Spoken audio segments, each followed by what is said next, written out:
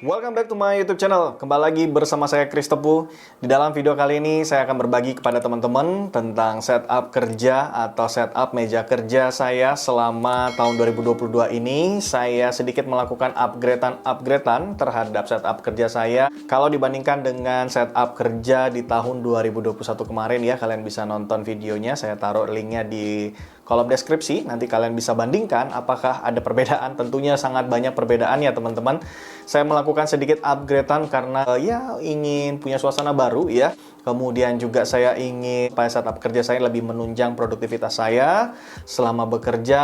Kemudian juga memberikan ya rasa nyaman ya. Karena kita kerja di rumah tuh biasanya tantangan yang paling besar adalah rasa bosan ya. Gimana caranya setup ini bisa buat saya betah, lama-lama duduk di kursi kerja saya dan sambil bekerja di meja kerja saya. Oke, kita mulai dulu dari meja kerjanya ya teman-teman. Meja kerjanya sebenarnya masih sama dengan meja kerja saya di tahun 2021, yaitu di sini adalah meja kerja dari IKEA. Ini adalah Alex Limon dengan laci-lacinya ya.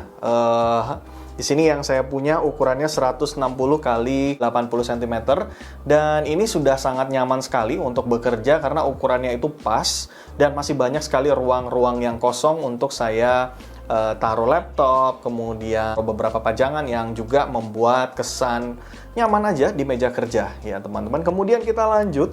Di sini kita akan lihat dulu untuk perangkat yang paling utama dari setup ini, yaitu adalah laptop yang saya gunakan. Di sini laptop yang saya gunakan adalah Asus ROG Zephyrus M15 yang beberapa waktu lalu juga sudah pernah saya review kepada teman-teman. Ini masih jadi idaman atau laptop yang saya gunakan sehari-hari dan buat ngedit, buat kerja gitu ya. Ini laptop yang menurut saya punya gaya tersendiri lah teman-teman. Tapi memang untuk laptop ini nggak cocok ya kalau dibawa keluar rumah atau kalian misalnya ketemu klien dan segala macam, karena memang stylishnya itu gamer ya teman-teman. Stylish buat gamer ya yang biasa main game gitu ya. Jadi kalau dibawa keluar tuh kayaknya kesannya kurang cocok lah ya untuk bekerja. Tapi kalau buat setup di rumah sih ini cocok banget. Oke, kemudian yang kita perlu lihat di sini adalah monitor yang saya gunakan. Ini adalah monitor dari Samsung. Saya lupa tipenya, teman-teman, tapi nanti saya akan taruh. Dan ini juga monitor yang sebenarnya sudah pernah saya review kepada teman-teman.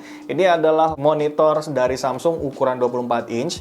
Ya, memang dari segi spesifikasinya mungkin masih 75 Hz ya, tapi menurut saya monitor ini cukup. Di sini dia punya satu port VGA, satu port HDMI ya, kemudian juga untuk kabel powernya. Tapi memang di sini dia tidak punya untuk audio jack ya. Jadi kalian perlu tambahkan speaker ya, terkhusus untuk kalau kalian yang menggunakan monitor ini. Kemudian kita langsung saja kepada stand monitornya. Di sini stand monitornya saya pakai North Bayu. Sebenarnya di monitor Samsung sendiri ini sudah menyediakan standnya, tapi entah kenapa saya kayaknya lebih suka dengan monitor stand dari North Bayu ini, memberikan satu space kosong di bawah dari monitornya sehingga saya bisa taruh speaker ya, supaya jadi lebih lega juga meja kerja kita karena makin banyak space untuk meletakkan barang di atas meja kerja kita.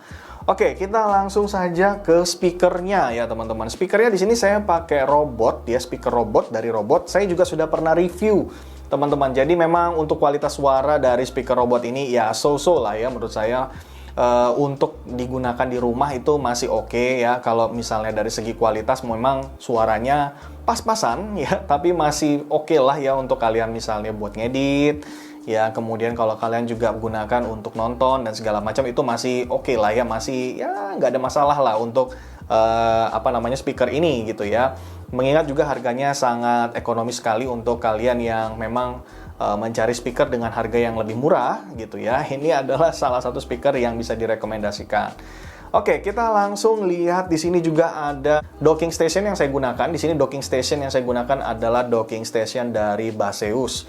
Ini juga pernah saya review teman-teman karena dia juga tersedia 16 port ya, 16 in 1. Jadi kalian bisa menghubungkan docking station ini kepada laptop kalian asalkan di laptop kalian sudah mendukung USB Type-C Thunderbolt 4 ya. Kalau kalian sudah didukung dengan Thunderbolt 4 kayaknya kalian sudah nyaman sekali dengan docking station ini karena semua perangkat di dalam meja kerja kalian bisa dihubungkan melalui docking station ini, buat meja kerja kalian juga bersih dari kabel-kabel ya, apalagi kalau kalian memang lebih suka meja kerja kalian itu tanpa ada kabel ya di atas mejanya. Jadi nyaman sekali karena tidak ada kabel yang merusak pemandangan. Oke, kita langsung lagi lanjut. Saya juga menggunakan satu buah headset. Di sini headset yang saya gunakan adalah headset dari DBA DJ100. Jadi buat kalian yang mencari headset murah dengan kualitas yang oke, ini recommended banget sih teman-teman.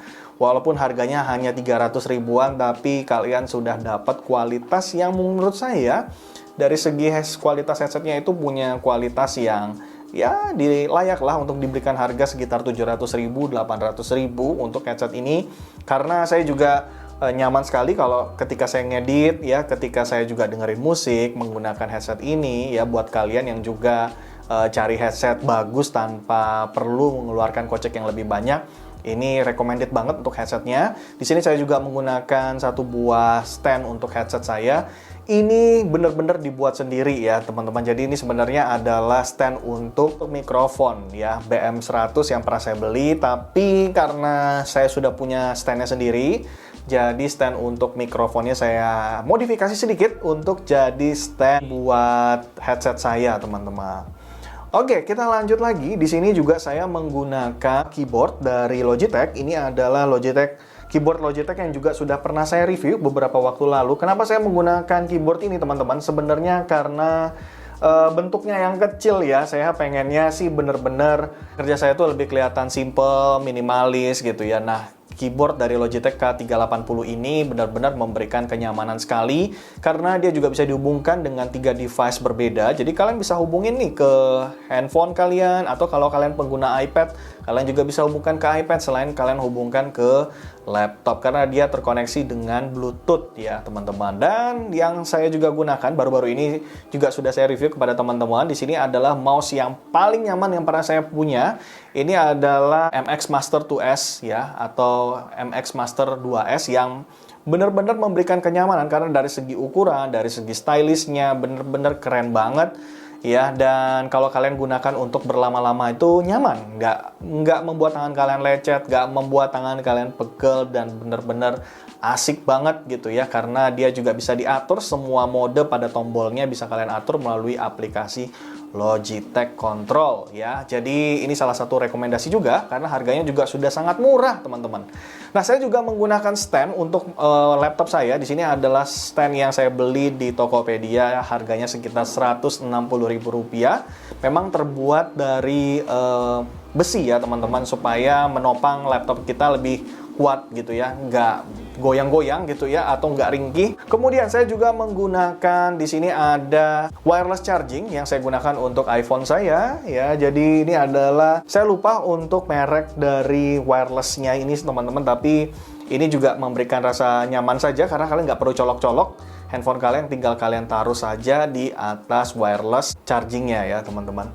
Kemudian saya juga menggunakan di sini mousepad, atau ya biasa kita sebut dexpad gitu ya teman-teman. Di sini yang saya gunakan dexpad yang saya beli juga di Tokopedia, harganya murah meriah. Ini ukurannya 90 kali 40 teman-teman. Jadi ukurannya cukup besar, dan di sini kita bisa custom, kita bisa kasih logo apa namanya, di sini saya kasih logo ROG ya teman-teman, karena memang konsepnya sebenarnya ini adalah setup untuk gaming ya, tapi juga bisa kalian gunakan setup ini sebagai setup untuk bekerja ya teman-teman. Kemudian saya juga menggunakan ini, di sini adalah kursi, juga pernah saya review beberapa waktu lalu. Ini adalah kursi dari Redragon ya teman-teman. Jadi kursi ini juga saya beli, harganya murah sekali, tidak sampai 2 juta rupiah, bahkan harganya 1,5 juta sekian ya teman-teman, karena waktu itu masih lagi promo ya teman-teman. Mungkin sekarang harganya ya sudah nyentuh di angka 1,8 atau 1,9 kali ya teman-teman, karena memang untuk kursi gaming ini selama WFA itu harganya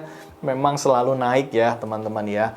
Kemudian saya juga menggunakan beberapa aksesoris tambahan untuk ngedit ya teman-teman, atau juga untuk menambahkan kualitas audio pada video-video saya. Di sini juga ada mikrofon dari BM800, kemudian juga ada sound card dari Ya, soundcard ini sebenarnya nggak tahu nih mereknya apa, tapi kalian bisa cari. Ini adalah soundcard X7 yang juga sudah pernah saya review, karena ini bisa kalian gunakan juga untuk karaokean ya teman-teman di rumah.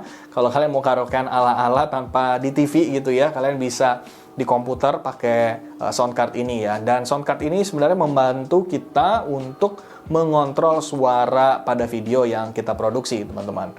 Oke, mungkin itu aja kali ya yang bisa saya jelaskan kepada kalian sebagai setup saya di tahun 2022 ini.